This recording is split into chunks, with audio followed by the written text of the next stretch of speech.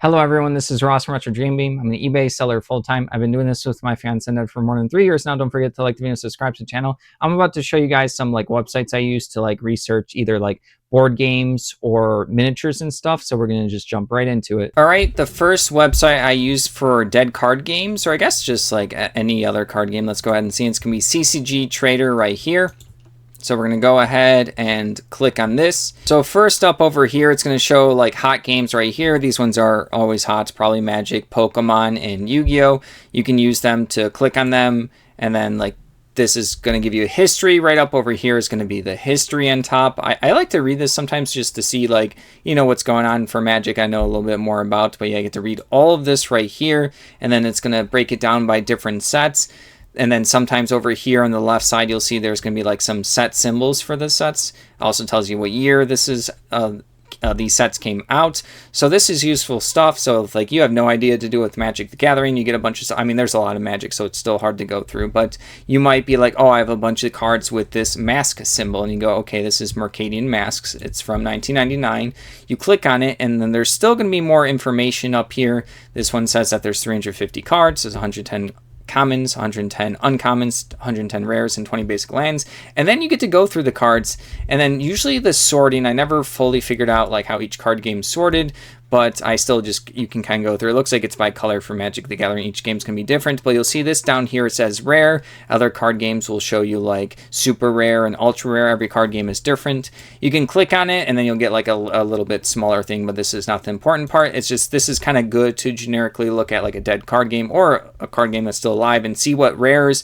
Usually rares are things you can look up to see if they're worth money. That doesn't mean that they are worth money. Sometimes things over here these uncommons, you see this down here, uncommons for some games are good. And then commons usually gets into the zone where usually I put those in bulk and stuff. But yeah, we'll go ahead to the main part right here. This is going to be alphabetical. So let's see something I've gotten before. I've gotten the Battle Lords cards here. So I'll click on this, and then I see that this was from 1995. I see that there's only one set right here. And then also there's going to be a little bit of history of how this game plays. So I can always click on this. Like I said, I've sold some of this stuff before, and I'll go through and I'll match up the rarities. There's not always pictures for this stuff, but they'll still have the name. Usually it's pretty accurate. Once in a while I'll find maybe someone misspelled a name or something. But yeah, this is how I use this website to go ahead and figure out different cards. And then sometimes you can just search up a card. I'm going to have to think of a random card. Give me a moment. All right, I just went ahead and grabbed a card. It looks like this card's from a game called On the Edge. Let's see if this one comes up. It's a Silzia.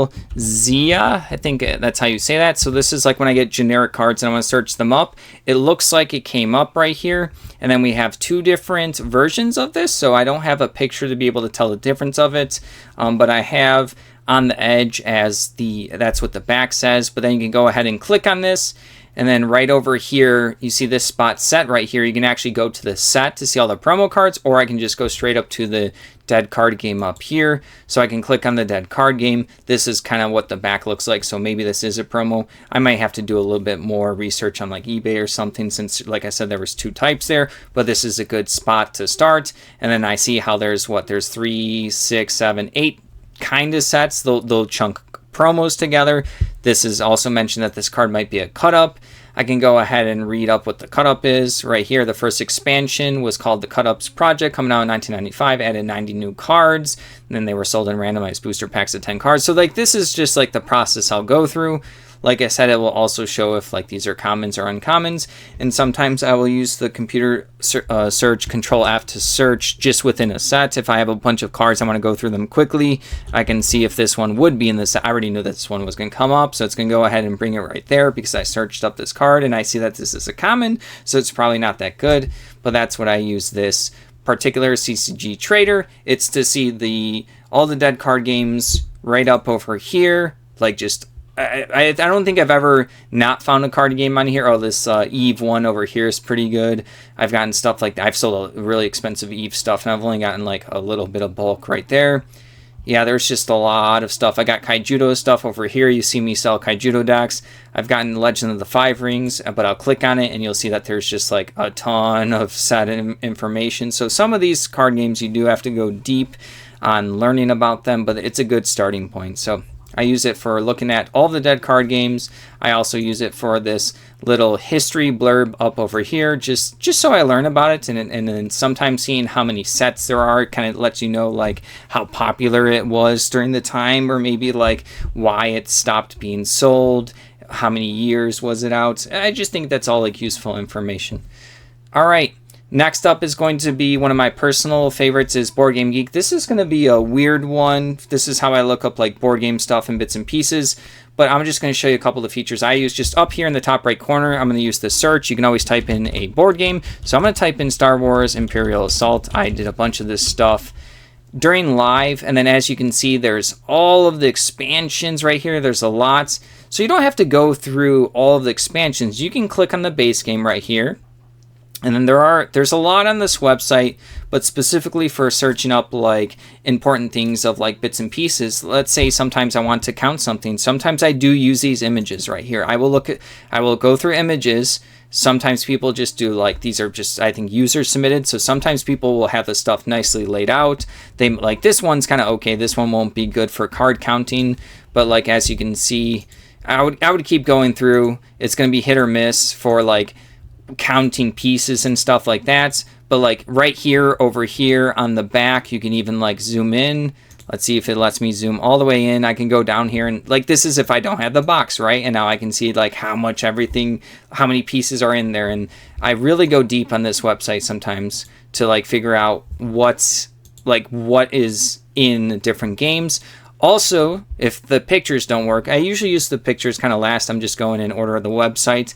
I will go down to, you keep going down, and then eventually you should find files. Files right here. Only matters if you're struggling for looking for components of a board game. You can download the rule book. I don't see the rule book right here off, like, you know, right here first of all, but you can pull this down and you can look for the rule book. Oh, here you go, rules PDF.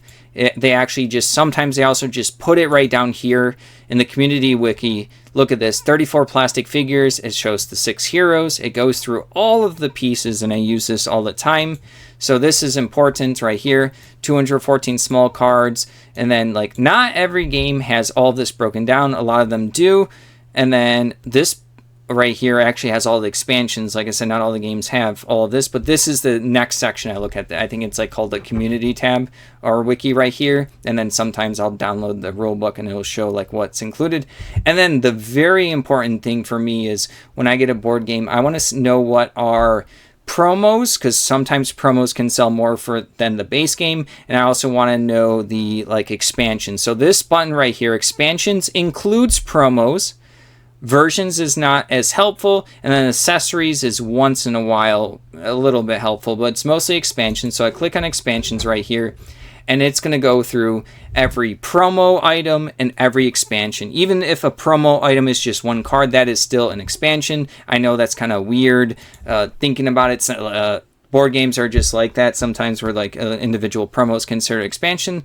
So I had some cards for this Star Wars Imperial Assault Ahsoka Tano Ally Pack. I don't know if I'm saying this right, but this is why this is important, because I had a base game with a bunch of cards that looked like they weren't with the base game, and then I noticed that they were for this, but check this out. So the base game right here, Star Wars Imperial Assault right here, board game. Let's see, the base game is going to be, let's go ahead and see. It's not coming up. Maybe I have to put, oh, that's painted. We have the $70 right here, $119. I think that's actually more than normal. Here, let me do base board game. Star Wars Imperial Assault base board game. I don't know why it's struggling to come up right now. Maybe there's not as many listed. Right here we have, oh no, that comes with some extras, but $68 right there. We have $66. We have, this one's $125, but that's sealed, so that's not used right there. And then $105. This is actually more than I thought it was. I remember this thing being like $30 to $50.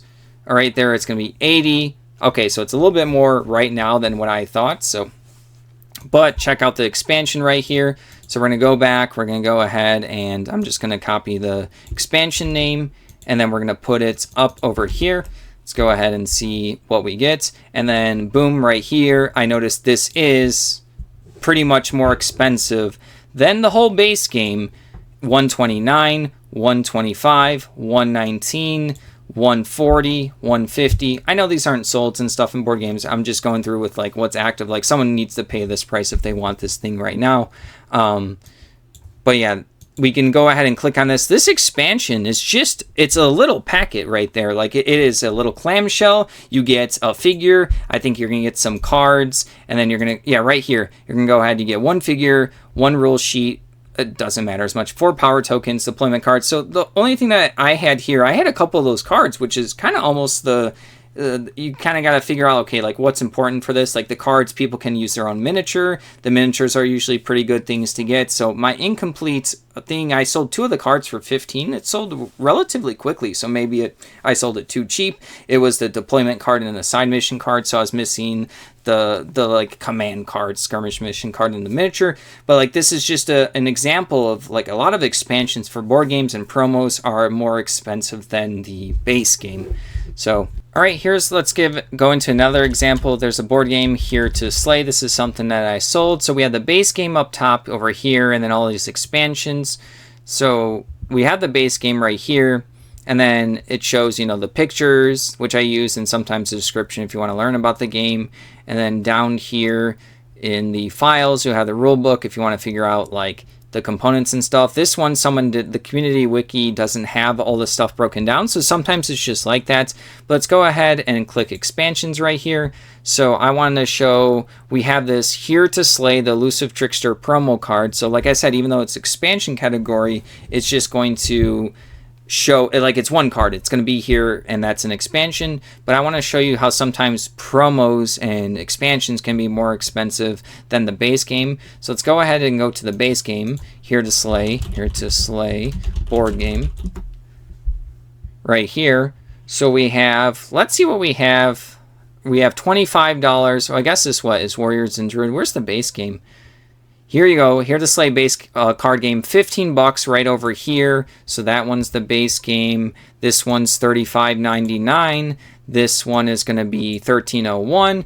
But then I ended up selling the promo, which I noticed was in the box that I got with the base game. Someone had put the promo in there. I had this Elusive Trickster promo. I don't want to give the person's like information behind this, but I ended up selling this one for $50, which is more than the base game. So I used this website, the Board Game Geek, to figure out that this was a promo because it looked different than when I was counting the pieces. And then I just looked it up and it happened to go for more. Let's go ahead and see what this one is right now. So let's type this one in right here. Let's go ahead and see. So yeah, one person, there's 17 sold from Australia. So the person who bought it from me probably didn't want to do international shipping. So they ended up paying $45 plus whatever shipping for whoever. This can be $39 for me. Someone else has it for $75. You can see that a set of these are $300. This is a board game I don't know anything about, so I'm not too sure why these are like way more expensive, other than they were like, it looks like they were from a convention. Sometimes these things are in Kickstarters.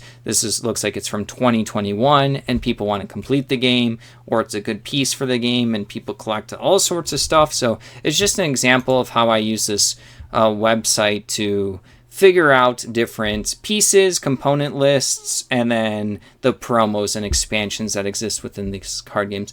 All right, the last website I want to talk about here is Lost Minis Wiki right here. I forgot that this thing existed. I knew about it at some point, and then recently I got a bunch of these like older miniatures, and they were just like really hard to go through. All right, so I had a bunch of these. I think they were like McEwen miniatures. So I go in the top right corner, McEwen miniatures. I'll look at automatically came up. So that's what the bag said. Never heard about it. And then I read this thing right here. I like to read up on this stuff. I don't know. I just like to learn about the stuff I'm selling about. It's definitely become way more of a passion of mine as eBay's gone on. I really do, and especially with the channel, I like to talk a little bit more about the stuff than just like my generic ramblings. I try to do my best, at least. It's hard to retain a lot of this. There's a lot of miniatures, board games, RPGs, war games. So I'm just trying my best here, and I have been enjoying reading the history of it. So it looks like I had a bunch of these miniatures. It was founded in 1975, and then the earliest figures were produced in a homemade spin caster. So it's like this cool like molds that these people did. They were the publisher of one of the earliest science fiction miniature games called Stargard, which was interesting because originally when you look up like a miniature set in this stuff, I had like they had no labels or names or anything other than it was this McEwen miniatures. So then I'm like, okay, it looked like it kind of had some aliens and stuff. So I was like looking up, I don't know, it's like maybe there's hero and wizards. So you go ahead and you gotta kind of dig deep on this one right here. And a lot of the packages I had an actual like ID number. So I noticed all of these ones right here. These are all users submitted from people that have hunted them down, really cool websites. And then I was looking for like the particular numbers. So I did have the numbers or whatever on my packages, not the names. And eventually I realized I was struggling to find them, but then I eventually got to Stargard. And then right over here, I had to actually go even deeper. There's Stargard troops, and then there was equipment and miscellaneous. So I went ahead and clicked on this. And then as I was going through, not everything's going to have pictures, but these also had labels as well. And then I finally found some that I had. Let me go ahead and find them real quick. So I was going through this and I didn't find what I needed, and then I eventually got over to this Stargard equipment and miscellaneous. And then also I noticed I had these early style packs right here. I was like, okay, cool. So I was like, this is like essentially what I was looking at. Packs like this. It's hard to like see. I'm like, oh, these look like sci-fi. I see like, you know, FF something, McEwen miniatures. So at least someone recorded that I had early style packs, and they had different types of packs here. I think something like this over here all the way on the left was coming up on eBay, but nothing like this. And then I eventually finally found some stuff that I had. It was these ones right over here. I mean, I had like a good mix, but so I eventually remember I found this one right here, this guy right over here, this Gleet or Crit 1 Gleet right here. So I'll go ahead and show you, and I'm like, okay, cool. Originally I had this listed as like a generic sci-fi alien miniature. I think I put like 25 millimeters or something, whatever it was. And then as you can see,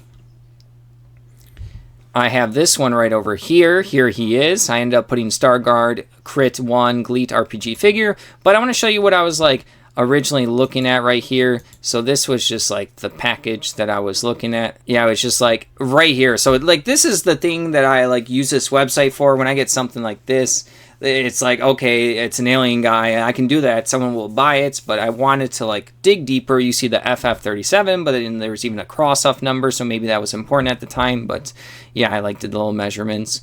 So yeah, that's how I found out these McEwen miniatures. And then I had a bunch of these Peter Pig miniatures right here. So I did Peter Pig. This was all like a couple of days ago. So I look it up right here, 15 millimeter scale figures. They have fantasy, pirates, and some sci-fi. I had a bunch of like military ones. So I was like fantasy, pirates, science fiction. I was looking at them. Like I said, you can click on these and then they're going to go ahead and give you like a range. Sometimes the Peter Pig in particular have a range. You'll say like this is range 19 pack number 1 or 3 or something like that. So you can see that some of them, there's not many pictures over here actually, like almost no pictures. But I had military ones. It seemed like they were a war game, like from some kind of war, not like fantasy, pirates, or science fiction. And then up here, oh, also, sorry, before I'm jumping all around the place, you can see that this business is still around. They were open in 1985, so it's kind of cool. They're actually from the UK right over here. I clicked on their website right here. And then I think I got to this, and then this wasn't doing too much for me. Wait. Yeah, I go to this one, and then it was just like, I wasn't, like, it has all of their stuff, and it shows all of the ranges. And then, you know, you can click on different wars right here. Like, you can go deep sometimes on these. Yeah, sometimes you'll have to have a little bit more information. And then eventually you get to a point where you get to, like, you can see the different packs, you know, number 62, 63 is bazooka, 64 is US carbine. So like you can scour like original websites if they're still up. I think I eventually favorited this page right here.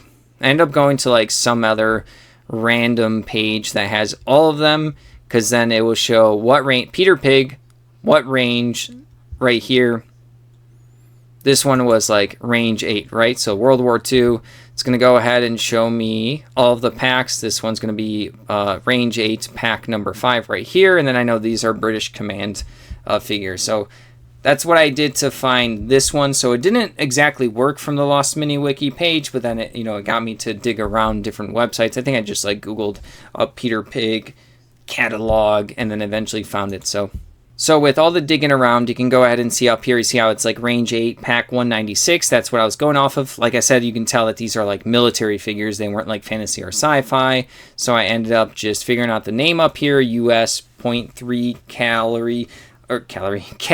MG team 15 millimeter range, all the information right there. But I got to, normally if I can't figure out this stuff, I would just put Peter Pig. I would try to figure out the millimeters. Usually that's easy. If I can't figure out the exact pack, that's important for people to scale. And then, this is the, what was it again? Range 8, pack 196 right there. So I put that down. All right. So that's all of the different websites I use for miniatures and board games. All right. So that's everything I use to look up like board games. So I use the board games to look at the expansions, the promos, component lists, and then sometimes pictures.